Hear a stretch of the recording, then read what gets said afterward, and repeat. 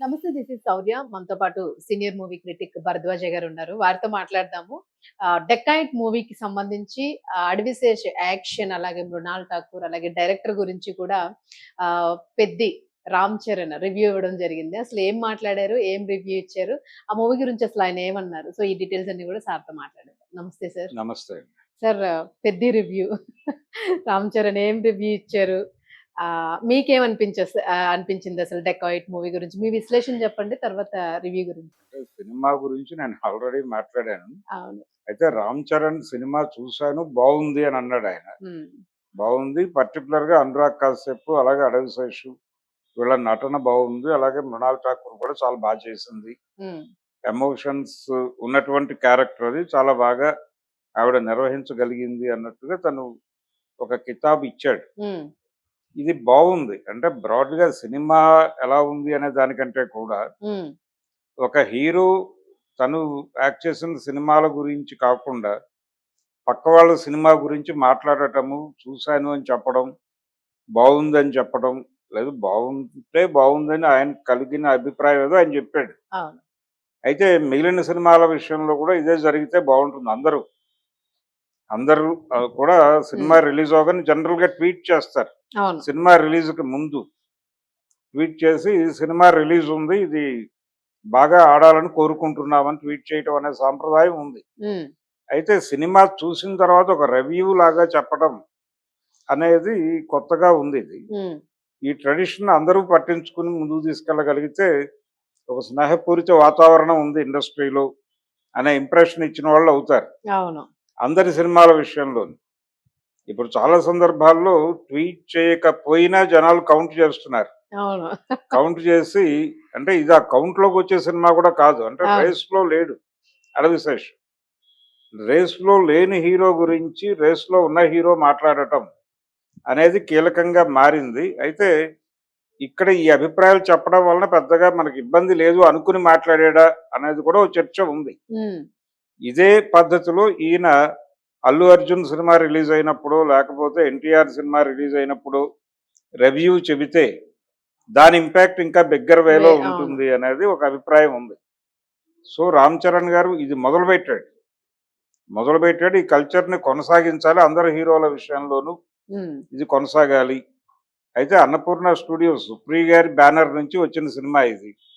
SS creations అంటే ఆవిడ father Yarlagadda Surendra గారు ప్రారంభించిన బ్యానర్ అది. ఆ బ్యానర్‌ని ఒకసారి వాళ్ళ ఫాదర్‌ని గుర్తు చేసుకుంటూ ఆయన కెరియర్‌ని గుర్తు చేస్తూ ప్రేక్షకులకి అది పట్టుకొచ్చారు ఆ బ్యానర్ పేరుతో. హ్మ్. అది యాక్చువల్‌గా 'శృతి హాసన్' అనుకున్నారు ముందు ఈ సినిమాలో. హ్మ్. తనతో కొంత షూట్ అయిన తర్వాత మళ్ళీ మృణాల్‌కి మారారు. హ్మ్. మారారు. నటిగా తనకి పేరు తీసుకొచ్చింది ఈ సినిమా. ఒక చిత్రమైన జానర్‌లో సినిమాని నడిపారు. కానీ దానిలో ఉండాల్సిన లోపాలున్నాయి. చాలా లోపాలున్నాయి సినిమాకి సంబంధించి. అయినప్పటికీ సినిమాని పుష్ చేయటానికి విపరీతంగా కృషి చేస్తున్నారు. హ్మ్. జనాలు అంటే దానికి ఏర్పడిన బజ్జు పర్టిక్యులర్‌గా 'అడవిశేష్' మీద జనాల్లో ఒక ఎక్స్‌పెక్టేషన్ ఉంది. హ్మ్. ఆ ఎక్స్‌పెక్టేషన్‌ల మేరకు థియేటర్‌లకు వెళ్లారు జనాలు. ఓపెనింగ్స్ బానే ఉన్నాయి ఆ సినిమాకి. హ్మ్. అయితే సినిమాలో కంటెంట్ అంత గొప్పగా లేదు అని అనిపించడం వలన కొంత డ్రాప్ అవుతున్న సందర్భంలో ఇలాంటివి మళ్ళీ దానికి కొంత బూస్ట్ ఇస్తున్నాయి. అవునవును. ఆ మేరకు ముందుకు కదులుతోందది. హ్మ్. సో, 'రామ్ చరణ్' అంటే 'నాగార్జునకి', 'చిరంజీవికి' ఉన్నటువంటి స్నేహము ఆ! ఇవన్నీ గూడా చూస్తున్నారిప్పుడు కొలతేసి. అవును. అంటే ఎందుకు 'డకాయిట్' గురించి ఆయన మాట్లాడాల్సొచ్చింది, ఎందుకు మాట్లాడాడు అనే యాంగిల్ ఇతర హీరోలు, ఇతర వ్యవహారాలు విషయంలో ఇలాంటి స్పందన కనిపిస్తుందా లేదా హ్మ్. అనేది ఇప్పుడు ఒక చెక్ పాయింట్‌లోకొచ్చాడాయన. ఒక రాడార్‌లోకొచ్చాడు. ఈ రివ్యూ ఇవ్వడం ద్వారా. అవును. ఈ సాంప్రదాయం కొనసాగించకపోతే మళ్ళీ విమర్శలు మొదలవుతాయి. అవును. కాబట్టి ఆయన చాలా పెద్ద రెస్పాన్సిబిలిటీయే తీసుకున్నాడు. భుజానేసుకున్నాడు. దీనికి రివ్యూ ఇచ్చి. ఇప్పుడు దీన్ని సస్టైన్ చేయాల్సిన బాధ్యత ఉంది ఆయన మీద. అవును. కొత్త బాధ్యత కొత్త తీసుకున్నారు సార్. బాధ్యత.